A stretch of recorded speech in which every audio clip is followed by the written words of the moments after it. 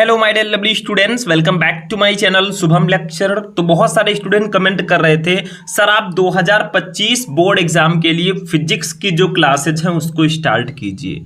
तो आप कहें और हम ना स्टार्ट करें, ऐसा तो हो ही नहीं सकता। तो आज से हम स्टार्ट करने जा रहे हैं क्लास 12 फिजिक्स का चैप्टर 1 जिसका नाम है वैद्युत आवेश तथा क्षेत्र। अब देखिए स्टार्टिंग है तो सबसे पहले हम फर्स्ट चैप्टर को ही पढ़ेंगे, ठीक है, जिसका नाम है वैद्युत आवेश तथा क्षेत्र। हम स्टेप बाय स्टेप इस पूरे चैप्टर को पढ़ेंगे टॉपिक वाइज। आज हम पढ़ेंगे वैद्युत आवेश तथा क्षेत्र में जो सबसे इंपॉर्टेंट टॉपिक है, क्योंकि हमारे चैप्टर का नाम है विद्युत आवेश तथा क्षेत्र। तो हमें सबसे पहले जानना है कि विद्युत आवेश क्या होता है।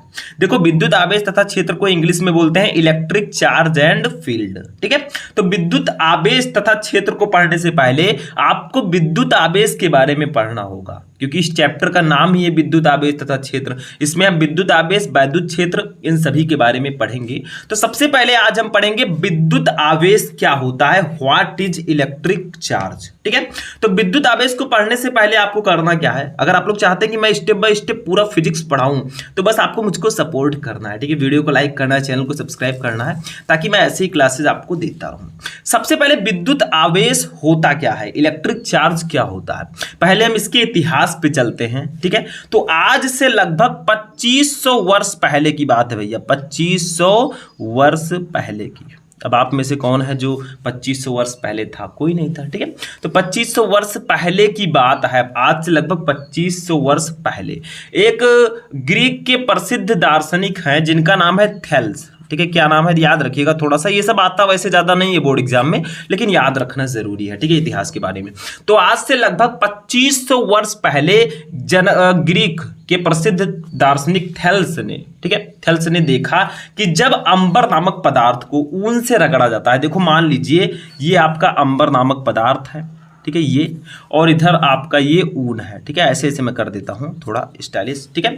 तो इनका नाम क्या है, ये है अंबर नामक पदार्थ, ये क्या है, अंबर है, ठीक है, और ये ऊन है, ठीक है।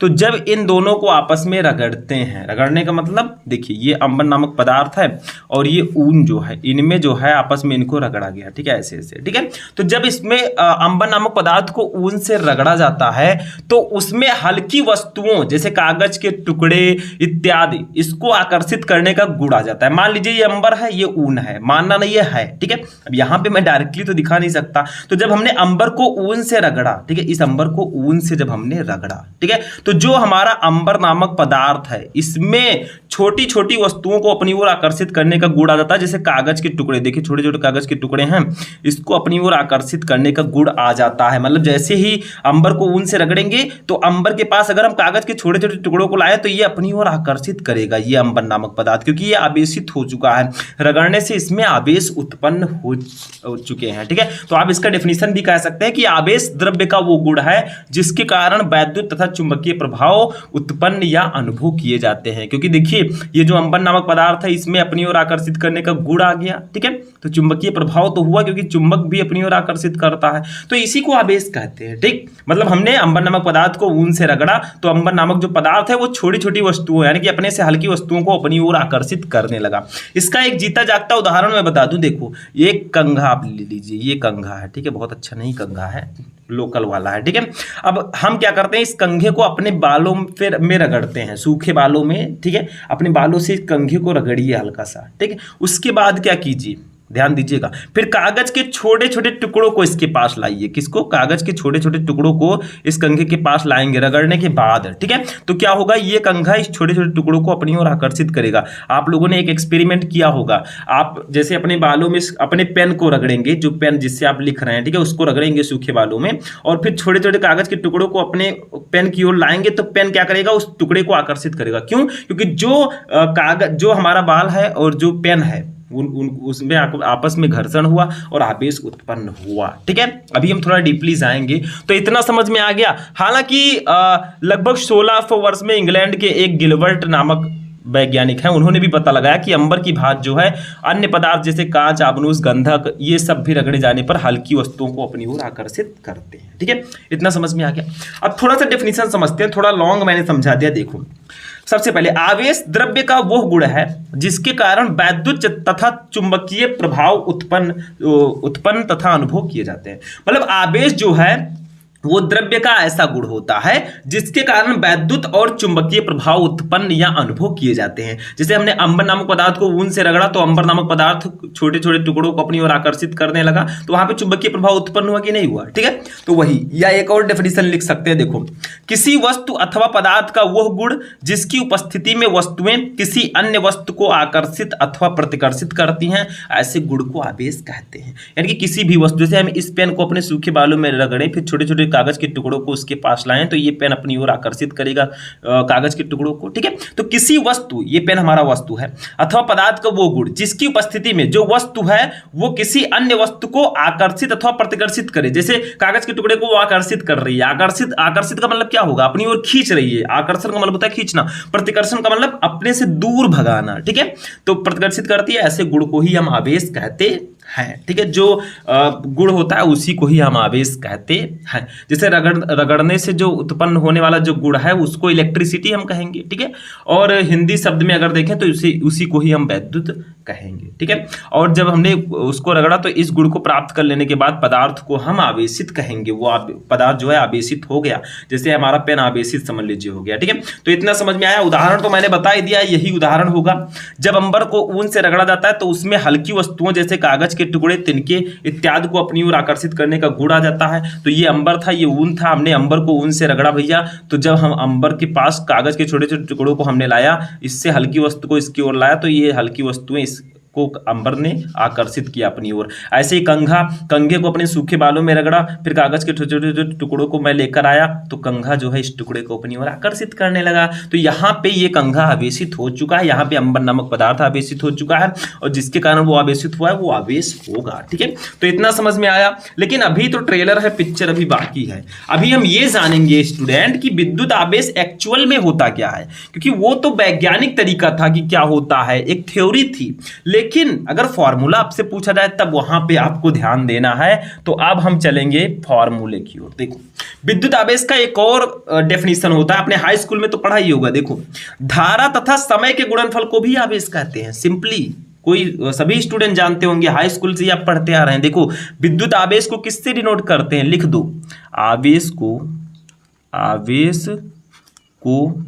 क्यों से प्रदर्शित करते हैं। किससे भैया, क्यों से प्रदर्शित करते हैं, से प्रदर्शित करते हैं, ठीक है। तो आवेश को हम लोग क्यों से प्रदर्शित करते हैं, इतना ध्यान में आपको रखना है। अब Q इक्वल टू क्या होगा, देखो ध्यान देना, Q इक्वल टू क्या होगा, फॉर्म ऊपर डेफिनेशन पढ़ो, धारा तथा समय के गुणनफल को आवेश कहते हैं। तो Q इक्वल टू क्या होगा, धारा और समय का गुणनफल। धारा को हम I से डिनोट करेंगे, समय को हम T से डिनोट करेंगे, तो Q इक्वल टू आपका फॉर्मूला आ जाएगा IT। ये ध्यान रखना है, ठीक है। यहाँ पे I क्या है, T क्या है, Q तो आपको पता है आवेश है, I क्या है, T क्या है। तो ऊपर लिखा है I है विद्युत धारा या धारा आप लिख सकते हैं, T है समय, ठीक है, टाइम, जो कि आप लोगों का बहुत अच्छा चल रहा है क्योंकि आपने बहुत जल्दी स्टार्ट कर दी पढ़ाई, ठीक है, बहुत अच्छे समय पर। इसका मात्रक क्या होगा बताइए, यूनिट जो मात्रक है वो हम इसी फॉर्मूले से ही निकाल सकते हैं। कैसे निकालोगे बताओ जल्दी से, ठीक है। इसका मात्रक यूनिट कैसे निकालेंगे, देखो, I है आपका धारा का मात्रक एम्पियर होता है। क्या होता है, एम्पियर, तो हमने एम्पियर लिख दिया, ठीक है। और T है समय का मात्रक होता है सेकंड, तो एम्पियर सेकंड इसका मात्रक हो जाएगा। सिंपल है कि नहीं है। अगर आपको इन दोनों का मात्रक पता है तो आप इसका मात्रक आसानी से निकाल सकते हैं। या एक और मात्रक होता है आवेश का मात्रक कूलाम भी होता है, इसको याद रखना, कूलाम, ठीक है, कोई नहीं बताएगा। तो ये इतना याद रखना, समझ में आ रहा है, बहुत सिंपल सा है। अभी तो स्टार्टिंग आगे आगे देखिए होता है क्या, और बहुत सिंपली तरीके से मैं आपको समझा रहा हूं, ठीक है। अब देखिए नेक्स्ट, बीमा अगर आपसे पूछा जाए इसका डायमेंशनल फॉर्मूला क्या होगा, बीमीय सूत्र जिसको हम लोग बोलते हैं, ठीक है।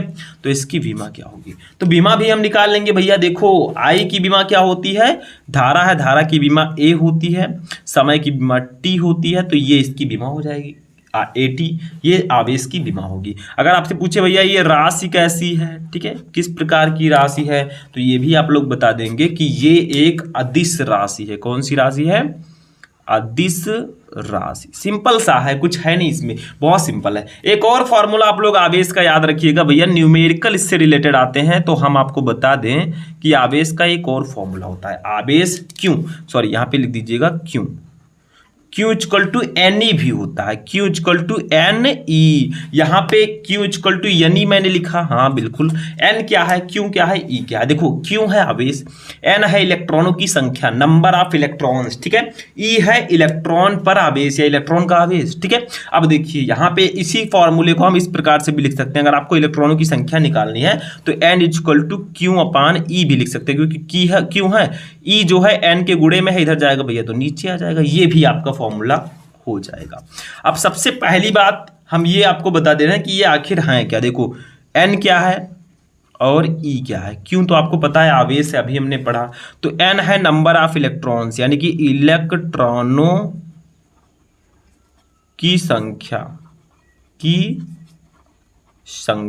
ठीक है। E है इलेक्ट्रॉन का आवेश, इलेक्ट्रॉन पर आवेश लिख सकते हैं, डोंट वरी, ठीक है, आवेश।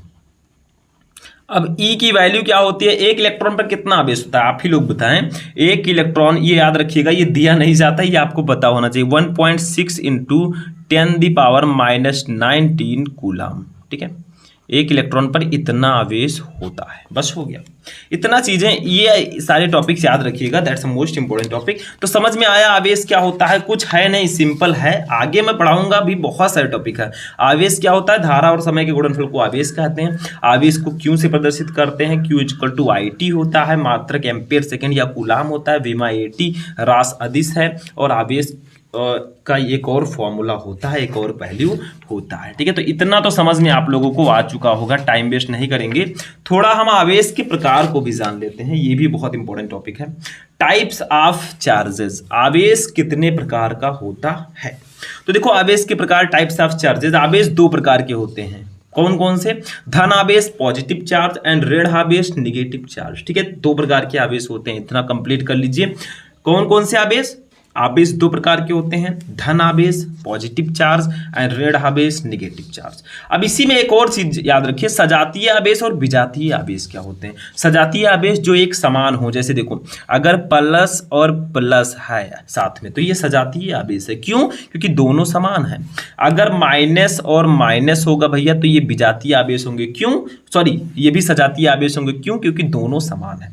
तो जो एक प्रकार के आवेश, एक समान प्रकार के आवेश होते हैं, उन्हें सजातीय आवेश बोलते हैं। विजातीय अगर कहा जाए तो कौन सा होगा, प्लस माइनस होगा, ये विजातीय होगा, ठीक है। और एक हो जाएगा आपका माइनस प्लस, ठीक है, ये विजातीय आवेश होंगे। तो सजातीय आवेश का मतलब एक समान प्रकार के आवेश, विजातीय आवेश का मतलब अलग अलग प्रकार के आवेश, ठीक है। तो ये आपका हो जाएगा आवेश के प्रकार, ठीक है। कुछ नोट मैं आपको दे देता हूं, पैसा नहीं भैया, नोट, ठीक है। देखो सजातीय आवेश एक दूसरे को प्रतिकर्षित करते हैं, यानी कि अगर सजातीय आवेश को पास पास लाएंगे तो ये एक दूसरे को प्रतिकर्षित करेंगे, दूर भगाएंगे। मेरे फिंगर्स को देखिए, देखिए अभी मैं बताऊंगा। और विजातीय आवेश एक दूसरे को आकर्षित करते हैं। जैसे एक एग्जांपल मैं समझा देता हूं, ये देखो, ये आपका है भैया, ध्यान से समझना थोड़ा सा। ये दोनों हैं कौन से आवेश, ये प्लस और प्लस आवेश हैं, ठीक है। दूसरी कंडीशन यहां पे मैं लागू कर देता हूं, ठीक है। ये देखो यहाँ पे जो है ये और ये दोनों, जैसे देखिए ये प्लस और ये माइनस, ये विजातीय आवेश है। अब अगर हम क्या करें, जैसे मान लीजिए ये दोनों आवेश हैं, अगर इनको हम पास लेकर आए, मतलब इन दोनों को अगर पास लेकर आएंगे तो ये पास नहीं आएंगे, दूर जाएंगे, क्योंकि ये सजातीय आवेश है। और सजातीय आवेश एक दूसरे को प्रतिकर्षित करते हैं, रिपल्सन होता है, ठीक है। रिपल्सन का मतलब एक दूसरे को दूर भगाने की कोशिश करते हैं, जो सजातीय आवेश होंगे, ठीक है। जैसे कोई बहुत अमीर आदमी है और एक दूसरा अमीर आदमी है, तो दोनों में कंपटीशन होगा। वो सोचेगा मैं इससे आगे हो जाऊं, वो सोचेगा इससे आगे हो जाऊं, तो एक दूसरे से वो दूर भागेंगे, काम करेंगे और एक दूसरे के कंपटीशन में आगे बढ़ेंगे, ठीक है। और विजातीय आवेश क्या होता है, ये जैसे प्लस माइनस है, ये एक दूसरे को आकर्षित करते हैं, ठीक है। अमीर गरीब एक दूसरे को आकर्षित करते हैं। मतलब मेरे कहने का है कि जो समान प्रकार के आवेश होते हैं, यानी कि जो सजातीय आवेश होते हैं, वो एक दूसरे को प्रतिकर्षित करते हैं, ठीक है, एक दूसरे को दूर भगाते हैं। और जो विजातीय आवेश होते हैं वो एक दूसरे को आकर्षित करते हैं, क्योंकि दोनों में आकर्षण होता है। ठीक है, तो ये आपका हो जाएगा आवेश के प्रकार। सबसे पहले आवेश दो प्रकार के होते हैं, धन आवेश, ऋण आवेश, सजातीय आवेश, विजातीय आवेश। मैंने बताया, नोट पॉइंट बताया कि सजातीय आवेश एक दूसरे को प्रतिकर्षित करते हैं और विजातीय आवेश एक दूसरे को आकर्षित करते हैं। ठीक है, समझ में आ गया। Next topic. तो स्टूडेंट आज का जो ये क्लास है वो हमारा यहीं पर फिनिश हो जाएगा। आज की क्लास में हमने आपको बताया कि आवेश होता क्या है, थोड़ा आवेश के बारे में हिस्ट्री बताई और आवेश कितने प्रकार का होता है। नेक्स्ट हमारा जो क्लास होगा वो आवेश के जो मूलभूत गुण हैं उसको मैं आपको नेक्स्ट क्लास में बताऊंगा। बहुत ही इंपॉर्टेंट वो भी क्लास होगी, टेंशन मत लो, हमने स्टार्ट कर दिया है, शुरुआत हो चुकी है। धीरे धीरे हम आपको पूरा फिजिक्स कोई भी सब्जेक्ट सबको पढ़ाएंगे, बस आप लोग सपोर्ट करते रहिए। तो जाते जाते इस वीडियो को लाइक करना, चैनल पर चैनल को सब्सक्राइब करना। मिलेंगे हम नेक्स्ट वीडियो में नेक्स्ट टॉपिक के साथ, तब तक के लिए जय हिंद।